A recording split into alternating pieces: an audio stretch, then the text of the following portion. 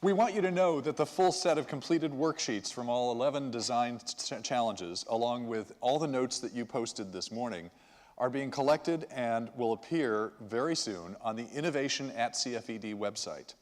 Your collective work will be ready for you to review, improve, apply, and take to the next level. And now, as the afternoon begins to wind down, I hope you'll welcome back to the stage, please, Andrea Levere, the president of CFED. Andrea?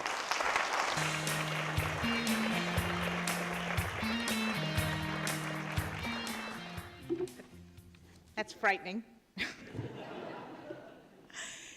So I've done a few calculations, and I've decided that today has been $1 million day. And so how did I get there?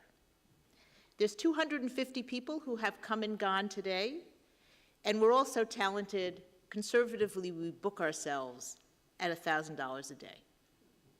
That means we've had a collective value, just independently or individually, of $250,000. But we have engaged in multiple ways today, and I totally assume very conservatively that we have a price-earnings ratio of 4 to 1. So I want to thank all of you for creating at least $1 million of value today.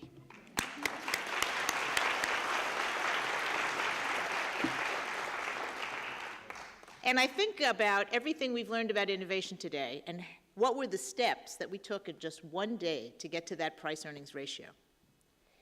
And we started with creativity. Each one of you came with your own creativity. And to that we added vision. And then we did the questioning that Langdon described so beautifully this morning. And then it became a team effort of innovation, because it takes a team. So I want to thank all of you for being enthusiastic, collaborative, inquisitive, and the way you approached each element of the day.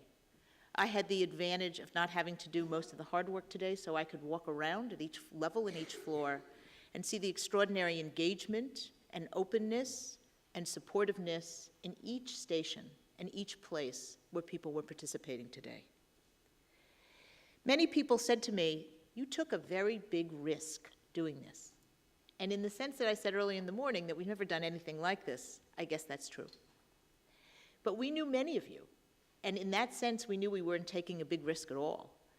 We were just figuring out what could be possible if we had an enabling structure that made the kind of collaboration that our innovators and design challenge leaders just described. And in that sense, I can't imagine a structure supporting our aims more effectively.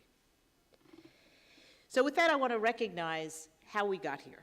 And let me first thank our firm, Linder & Associates, who has orchestrated many aspects of this day. I don't know if anybody from Linder is here, but I want to thank them.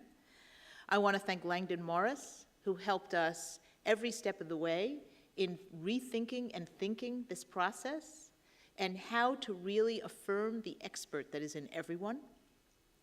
I would like to thank our magnificent MC, Chris Page, even though he did not wear his white dinner jacket today, which he's done in other events for us. Nobody is an MC like Chris, except for Gloria Steinem, who you'll see tonight, those of you who are joining us.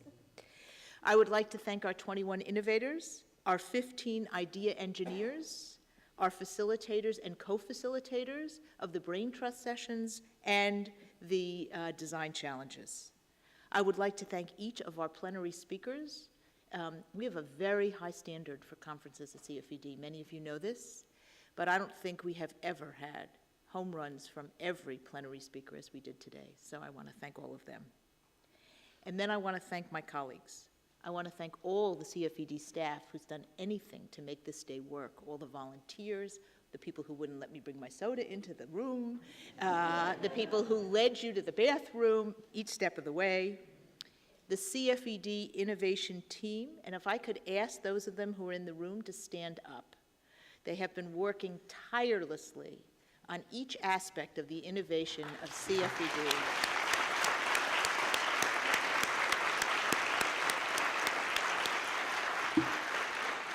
I want to thank our innovation team leaders, Michael Torrens and Ann Lee, who have led this team every step of the way. And then I want to make special mention of Ann Lee, who many people have made special mention of me today. When I think that I'm detail-oriented, I think of Ann Lee.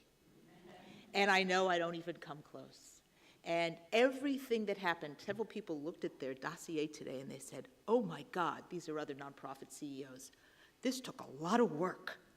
It took an extraordinary amount of work. It was all worth it, but I really want to give a special round of applause for what has been accomplished today.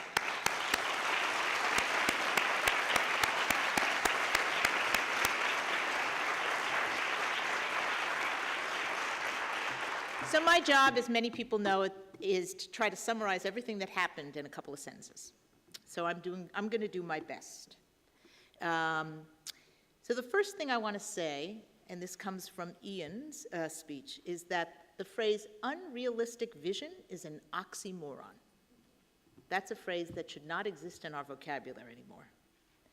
Instead, our job is to share our compelling visions of what is possible and revel in the creative tension between vision and reality, which continues to fuel our aim towards realizing that vision. We need broad aspirational goals that can transform the culture, and the phrase I loved was really tap the inherent generosity that is in us all. We learned from Ashish that we are all investors in social innovation, whether we put money in, our time, our connections, our networks. And we also learned we all have a love story that keeps us motivated. And it's that love story that keeps us moving, because social innovation occurs more like a ladder than like a J-curve, which people see immediately and want to invest in. That there is a structure to the process of innovation, yet it doesn't work if we don't depend on our intuition, and that other part of our knowledge that helps to guide us. Which led me to my favorite new learning today, is that our brain is solving problems while we sleep. And I thought, what extraordinarily efficient engine that is. And then I want to say that we are operating at scale in much of the work we are doing. But that doesn't mean we are done. The extraordinary announcement that happened today with Frontier Housing and Clayton Homes is an opportunity or innovation at scale. But when Doug and Kevin talked about it, it's just the beginning. It's just the beginning of what we need to do to organize a national distribution market for this whole initiative. Ashish talked about the fact that the whole challenge for us is that we can never attract the level of human and financial resources that we need to really realize our profoundly compelling visions. What I hope is that the community that has been created today and will grow and turn into something new helps to bring together, I see, the human resources that we need. And with that, I think, will follow the financial resources. So thank all of you for helping us to get to a very different place than where we started today.